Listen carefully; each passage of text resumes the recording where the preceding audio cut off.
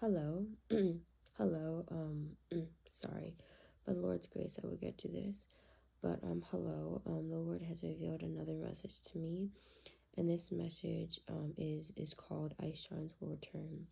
Ice Shines will return, and I received this message yesterday morning. It's I believe it's 1 o'clock in the morning here. I'm not sure, but it's a new day, and he showed me a vision of this, and this is the vision I saw. I was in an ice cave. Around the cave was thick blocks of ice, like ice glaciers that rose to the ceiling. I was walking forward and I saw a throne. I saw a throne that was in the middle of this cave. And on this throne an ice giant sat. And this ice giant had cold, dark blue skin. This giant had black hair that was slicked back, and his eyes were red. And on top of his head, it wore a crown with two horns. And I have a picture to show this to you and stuff. And the picture that I'm gonna use for this video, that's the thing I saw. But this figure God said and stuff was Luki. Luki exists and is alive. He will return. The ice giants will return to the earth, and the ice giants will return to the earth. And I came across this, or God revealed this to me the other day, and I was coming across this when I was analyzing a symbol from my old church V1 that they use for their college program, and their symbol was compass rose. And when I looked it up, I found out this compass rose came from Greek, came from the Greek thing. I actually wrote on my computer, so I'm just gonna show you. But I basically was looking up the symbol, and the symbol from my old colleges, from my old from this sorry, the symbol that my college used was the compass rose for their college program. And the compass rose basically or originates from Greco-Roman culture, as well as Chinese culture.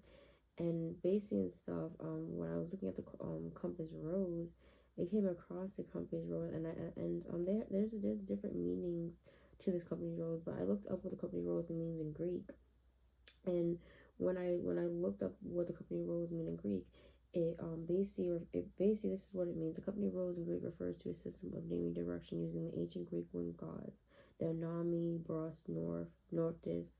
Sorry if I said the name wrong. And when I looked up these Greek wind gods, I noticed that Borealis, the north wind, this god who was a north wind, he basically controls winter and weather and stuff. And so God revealed it to me then and stuff, that these ice giants actually exist and they are alive and that they will return. And ice giants live in Antarctica. And and we've actually seen, and so the media has actually introduced us to these ice giants, and do movies like the Avengers and stuff. I actually watched these movies before I came to Christ, and I didn't watch all of it. I didn't really understand, but now I understood that every movie that the Avengers made was the purpose was to introduce the public, or to introduce humanity to these creatures and stuff. And these movies and stuff are used to introduce the media to these publics. And also the Lord revealed to me that the Lord exists. He actually exists, and he's a giant, and he will return as well. And what I have to, and sorry, not what I have to say, but if you are someone who worship these creatures, because a lot of people and stuff, if you're a Avenger fan, a lot of people worship Loki, this character. Sorry if I said his name wrong and stuff, but a lot of people worship Avengers and Loki especially, because but I don't know why, but we humans always love to worship or idolize the bad guys. I don't know, maybe it's a fantasy, but if you are worshiping these creatures, or if you have any interest in these creatures or these idols, I would highly recommend that you pray to the Lord to free you from idolatry, to free you from fantasy, because what you're doing is a sin. And I know this and stuff because I used to be an idol worshiper. I struggle with idolatry even now to this day. I used to I was a daydreamer. I still struggle with my daydreams even this day. But adultery is a sin, and adultery is very hard to beat. And so if you but with the Lord's strength and stuff, we will be able to we can conquer adultery. Sorry, I'm going over the place, but what I'm saying is so that these creatures are real and they're wicked. Come out among them, touch no unclean. I will receive you. And I'm reading this off the notes that I wrote on my notebook. But none of you like myself struggle for idolatry, and the reason is because there are evil there are evil altars, convents that our ancestors made, like whatever your ancestors did. And the way the enemy gets to a family is that, let's say your ancestor um struggle with lust. Let's say you struggle with lust. That means and stuff, your ancestor opened the door to lust. Either he did something or she did. I don't know what they did, but there is a open door in your bloodline. There is a sin that your family has done that has opened the door to this sin, to this demonic spirit. And basically, what an evil altar is a place of worship of incense that is ruled by a demonic principality. In order to be free, you have to break the legal right that the enemy has over you and your family. Because when we sin and stuff, the enemy has every legal right in our life to torture us. Because when you open the door to sin, you're playing by his rule and stuff.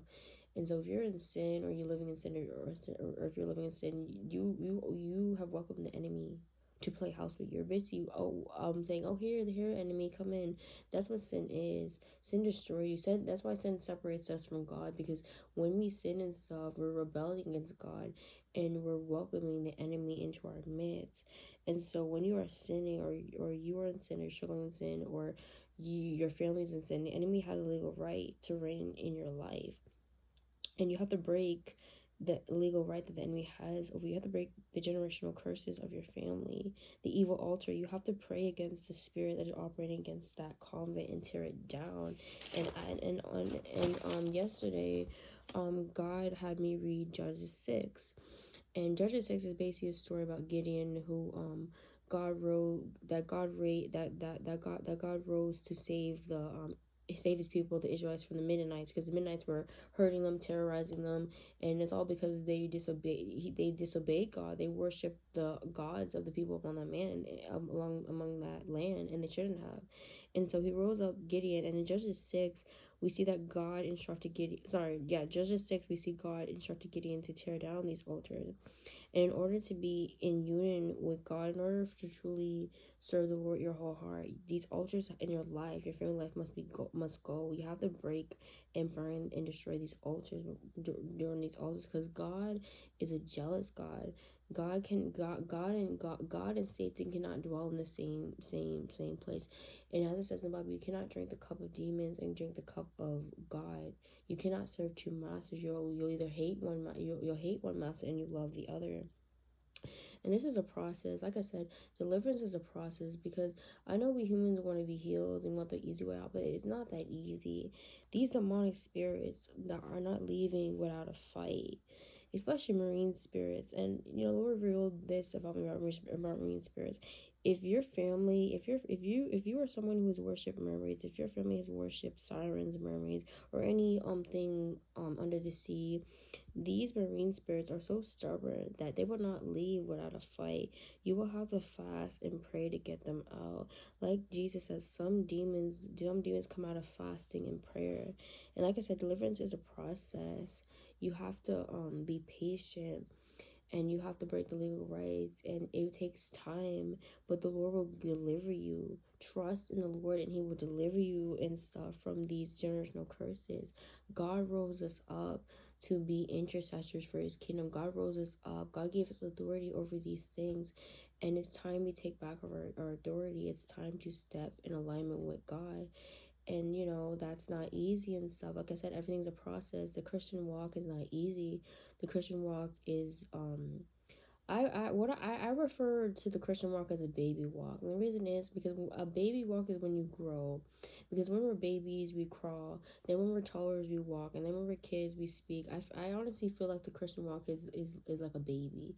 Because there are different stages in our Christian life where we grow. Where babies, when we first get introduced to the to the to the to the to God and Jesus, and then we start reading and maturing and growing, and then we enter these different stages of our Christian walk. And there's actually an article about this. I think it's called Soul Age.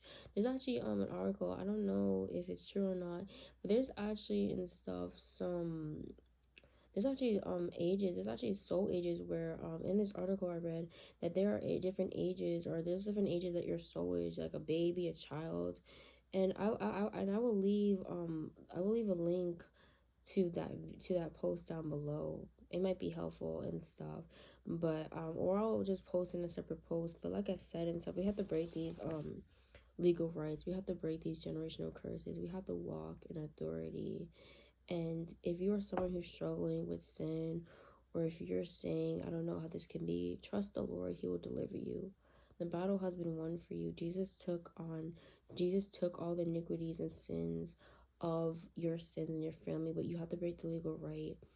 Because even though Jesus died for us on the cross, there's a legal right, there's a covenant that has to be broken. It has to be broken. It has to be broken by you, by God's grace. You, by God's grace. And so, if you're struggling, hang on there. You're going to be okay. God is going to deliver you. You are going to be just okay. You will survive this. You will survive this. That's all I can say. That does it for me. Until next time, goodbye.